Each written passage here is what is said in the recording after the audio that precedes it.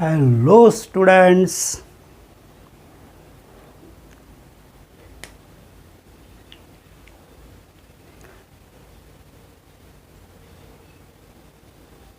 तो force topic अपन ने start किया, कुछ बेसिक बातें अपन ने डिस्कस की, ठीक है ना।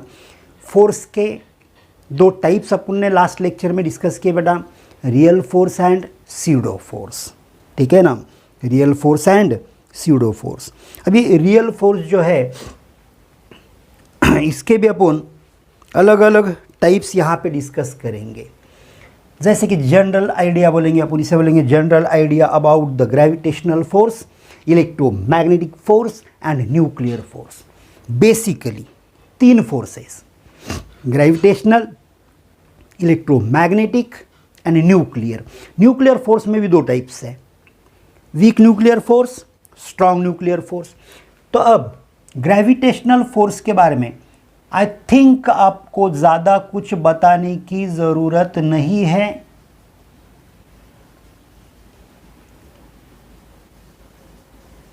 ये आप बेटा 9th स्टैंडर्ड से पढ़ते आ रहे हैं। आपका कोई भी बोर्ड हो, सीबीएसई से आए होंगे या स्टेट बोर्ड से आए होंगे, तो भी आप ये 9th स्टैंडर्ड से पढ़ते आ रहे। 9th में पढ़ा, 11th में भी पढ़ा, 12th में तो एक टॉपिक ही है सेपरेट ग्रेविटेशन बोल के, जहां आपने ग्रेविटेशनल फोर्स के बारे में पढ़ा, which is given by the famous physicist sir Isaac Newton, जिसे अपन न्यूटन्स लॉ ऑफ ग्रेविटेशन बोलते हैं। तो चलो ये कंसेप्ट थोड़ा सा फास्ट लेते हैं। न्यूटन्स लॉ ऑफ ग्रेविटेशन में न्यूटन ने क्या बताया, force of attraction between two bodies और two objects is directly proportional to product of their masses and inversely proportional to square of distance between them. फिर अपन इसे हटाते हैं, हटाने के बाद यहां लेते हैं अपन constant of proportionality, that is capital G, जिसे ग्रेविटेशनल कांस्टेंट या यूनिवर्सल कांस्टेंट बोला जाता है, जिसका वैल्यू है 6.67 into 10 to the power -11 newton. हाँ, यूनिट बताओ, newton metre square, newton metre square per kilogram square. Capital G का value 6.67 into 10 to the power -11 newton metre square per KG square. ये gravitational force. अब gravitational force के characteristics के बारे में अगर अपन बताना चाहे तो सिंपली बात है कि अपन ने बोलते समय क्या बोला, the force of attraction means this force is always attractive in nature. This force is always attractive in nature. Again this force is long range force. कैसा फोर्स है बेटा, ये लॉन्ग रेंज फोर्स है। अपन क्या बोलते हैं, earth revolves around the sun, generally बोलते हैं सर्कुलर ऑर्बिट, और केपलर्स लॉ में पढ़ा इलिप्टिकल ऑर्बिट है, ठीक है ना।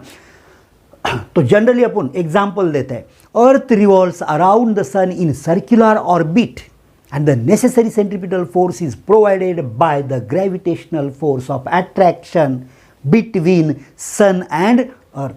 सन कहाँ, अर्थ का कितने दूरी पे है, तो ये लॉन्ग रेंज फोर्स है। मगर ये फोर्स सबसे वीक फोर्स है बेटा। This is the weakest force among all the forces. अपन जो भी फोर्सेस पढ़ रहे हैं इसमें से सबसे वीक फोर्स है कौन सा, gravitational force. It obey inverse square law. ये जो फोर्स है ना बेटा, ये इनवर्स स्क्वायर लॉ ओबे करता है। क्या ओबे करता है बेटा? ये इनवर्स स्क्वायर लॉ ओबे करता है। इनवर्स स्क्वायर लॉ ओबे करता है यानी force is inversely proportional to square of distance between the bodies, the objects. And finally, और एक प्रॉपर्टी और एक कैरेक्टरिस्टिक यहाँ अपन बता सकते हैं, it does not depend upon, it does not depend upon medium between the bodies. It does not depend upon medium between the bodies, means it does not depend, it does not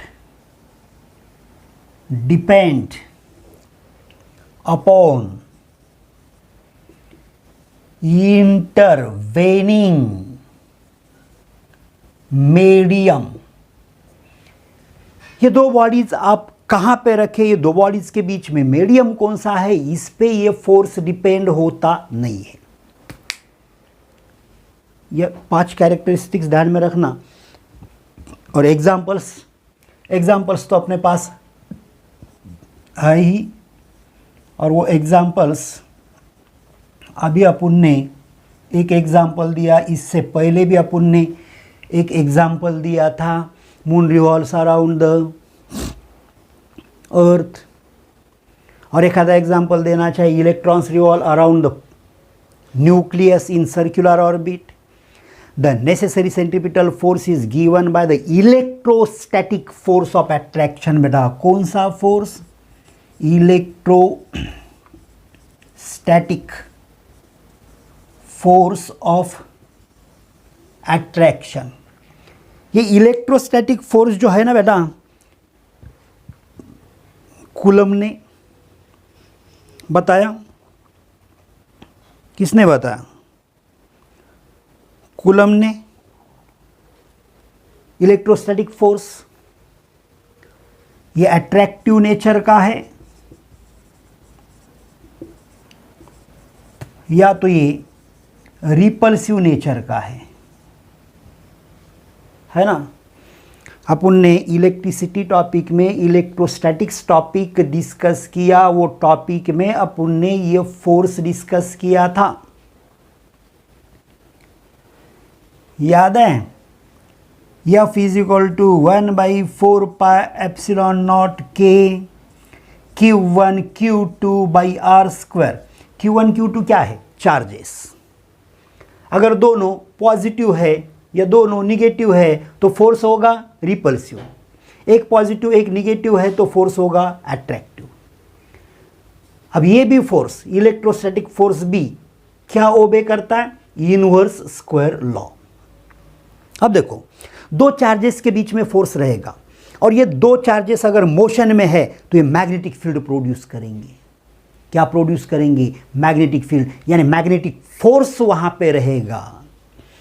तो जब charges motion में है, 2 or more than 2 charges are in motion, then the force produced is known as electromagnetic force। कौन सा force बेटा? Electromagnetic force. Magnet के दो poles या दो मैग्नेट्स, इनके बीच में भी फोर्स रहता है ना बेटा। नॉर्थ पोल को रिपेल करता है, साउथ पोल को रिपेल करता है, नॉर्थ पोल साउथ को या साउथ पोल नॉर्थ को अट्रैक्ट करता है कि नहीं है? तो जब दो चार्जेस हैं तो इनके बीच में फोर्स है, एक तो अट्रैक्टिव होगा या तो रिपल्सिव होगा। And whenever the charges are in motion then they produces magnetic field, magnetic force. पहले तो इलेक्ट्रोस्टैटिक फोर्स है दोनों के बीच में और ये मोशन में है तो मैग्नेटिक फोर्स भी आ गया। दोनों का कॉम्बिनेशन जो है, ये दोनों के कॉम्बिनेशन को, दोनों फोर्सेस के कंबाइंड फोर्स को आप क्या बोलोगे बेटा? Electromagnetic force. कौन सा फोर्स? Electromagnetic force. अब इसके प्रॉपर्टीज अगर अपन ने देखा, कैरेक्टरिस्टिक्स अगर अपन ने देखा, तो पहला, दिस में बी अट्रैक्टिव और रिपल्सिव. दिस फोर्स में बी अट्रैक्टिव और रिपल्सिव, है ना बेटा. अभी अभी मैंने आपको बता दिया कि अट्रैक्टिव हो सकता है या रिपल्सिव हो सकता है ना. अब ग्रेविटेशनल फोर्स में क्या लिखा बेटा अपन ने? लॉन्ग रेंज फोर्स है. तो ये लॉन्ग रेंज फोर्स नहीं है, this is short range force. ठीक है ना बेटा. ग्रेविटेशनल फोर्स में क्या लिखा अपन ने? It is weak force, weakest among all the forces. तो ये ग्रेविटेशनल फोर्स से वीक नहीं हो सकता, तो ये ग्रेविटेशनल फोर्स से स्ट्रांग है. It is stronger than gravitational force. It is stronger than gravitational force. Fourth characteristic यानी प्रॉपर्टी तो सेम आएगा, obey inverse square law. Obey inverse square law. और फिफ्थ प्रॉपर्टी क्या लिखे थे ग्रेविटेशनल फोर्स के बारे में? It does not depend upon intervening medium. तो यहां लिखोगे आप, it depends upon intervening medium. It depends upon intervening medium. ये इंटरवेनिंग मीडियम पे डिपेंड है. इसका मतलब बेटा ये हो गया कि दो चार्जेस कौन से मीडियम में रखें, इस पे डिपेंड ये फोर्स है. ये इलेक्ट्रोस्टैटिक्स में अपन ने अच्छे तरीके से पढ़े. दो मीडियम जो है, दो चार्जेस जो है, जो मीडियम में रखे वो मीडियम का डाइलेक्ट्रिक कांस्टेंट. हर एक मीडियम का डाइलेक्ट्रिक कांस्टेंट अलग अलग होता है. जैसे कि अपने को मालूम है एयर के लिए 1 है के का वैल्यू, वाटर के लिए अगर देखा तो 81 है ना. तो ये कुछ कैरेक्टरिस्टिक्स हैं इलेक्ट्रोमैग्नेटिक फोर्स के. अब इलेक्ट्रोमैग्नेटिक फोर्स का अगर अपन एक आधा एग्जाम्पल देना चाहे ना बेटा, तो फ्रिक्शनल फोर्स. कौन सा फोर्स? Frictional force. आपने फ्रिक्शन के बारे में डिस्कशन किया. देखो, एक सरफेस है, ये दूसरा सरफेस है. अब ये दो सरफेस कांटेक्ट में आ गए, तो इनके एटम्स, इनके मॉलिक्यूल्स के बीच में अट्रैक्शन फोर्स रहेगा कि नहीं रहेगा? अब जब अपने ऊपर का बॉडी आगे लेके जाना चाहते हैं तो नीचे के एटम्स, मॉलिक्यूल्स आगे जाने देना नहीं चाहते. That opposition is nothing but what? Frictional force, है कि नहीं? तो इलेक्ट्रोमैग्नेटिक फोर्स का best example that is frictional force. ठीक है. अब मैंने बोला तीसरा फोर्स है न्यूक्लियर. ये दो टाइप में है, स्ट्रॉन्ग न्यूक्लियर फोर्स और वीक न्यूक्लियर फोर्स. और न्यूक्लियर फोर्स क्या चीज़ है ये मैं आपको बता चुका हूं. न्यूक्लियर फोर्स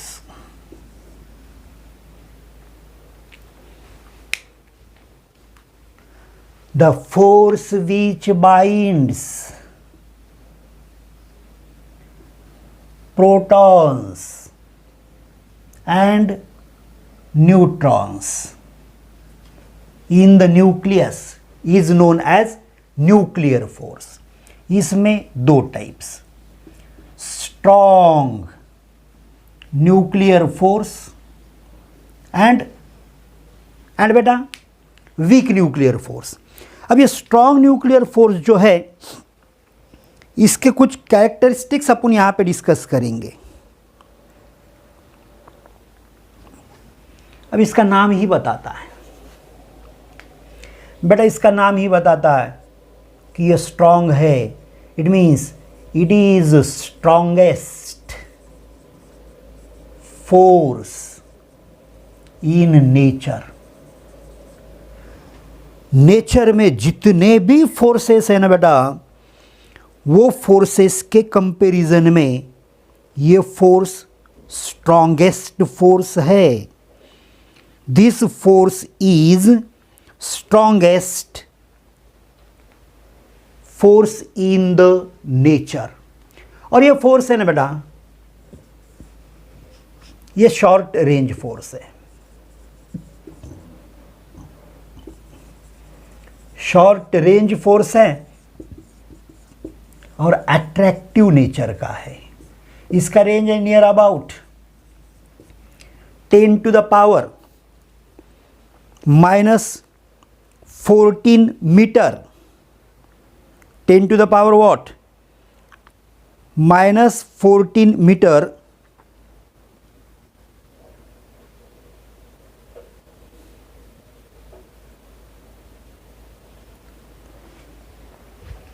ये इसका रेंज है, शॉर्टेस्ट रेंज। अट्रैक्टिव है, ये प्रॉपर्टी हो गया। शॉर्ट रेंज है, ये प्रॉपर्टी हो गया। वीक के बजाय उधर क्या बोले अपन? Strongest force. It does not obey inverse square law. It does not obey inverse square law. ये इनवर्स स्क्वायर लॉ ओबे नहीं करता है। It does not obey inverse square law. ये इनवर्स स्क्वायर लॉ ओबे करता नहीं है। ये force inverse square law obey नहीं करता है। इसे आपको अच्छे से ध्यान में रखना होगा। This force is charge independent. This force is charge independent, यानी ये एक तो ये जो फोर्स है, एक तो कहाँ है? न्यूक्लियस के अंदर है ना, ये एटम है, ये इलेक्ट्रॉन्स रिवॉल्व हो रहे हैं ऐसे, और ये सेंटर में है न्यूक्लियस। न्यूक्लियस में है प्रोटॉन्स, न्यूट्रॉन्स, है ना, न्यूट्रॉन्स है, प्रोटॉन्स है न्यूक्लियस के अंदर। तो प्रोटॉन प्रोटॉन के बीच में का फोर्स, प्रोटॉन न्यूट्रॉन के बीच में का फोर्स, न्यूट्रॉन न्यूट्रॉन के बीच में का फोर्स, ये सेम मैग्नीट्यूड का रहेगा। It is charge independent. यहां देखा तो दोनों पॉजिटिव। कूलम के लॉ के अनुसार अगर देखा तो रिपल्सिव रहना चाहिए, है कि नहीं? मगर ये दोनों को बाइंड करके रख रहा है ना, ये फोर्स बांध के रख रहा दोनों को, तो अट्रैक्टिव हो गया। ये पॉजिटिव, ये न्यूट्रल, ये दोनों न्यूट्रल, है कि नहीं? तो इट इज चार्ज इंडिपेंडेंट, ये चार्ज पे डिपेंड नहीं है। So these are important characteristics of strong nuclear force. अब अगर वीक न्यूक्लियर फोर्स अगर आप उनने बोले तो this force acts between any two elementary particles, और ये स्ट्रॉन्गर न्यूक्लियर फोर्स से बहुत ही वीक होता है, but it is stronger than the gravitational force.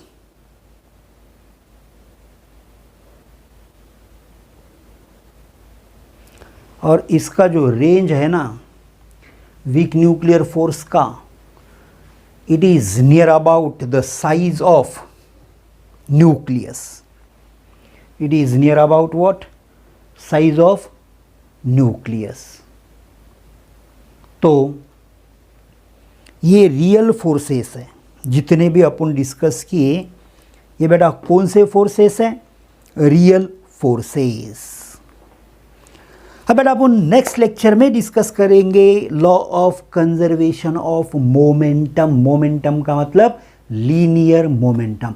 Law of conservation of linear momentum के इंपॉर्टेंट पॉइंट्स अपन डिस्कस करेंगे अपने एग्जाम के दृष्टिकोण से। तो आज के लेक्चर के लिए बेटा अपन यहीं पे रुकते हैं। Okay, have a nice day.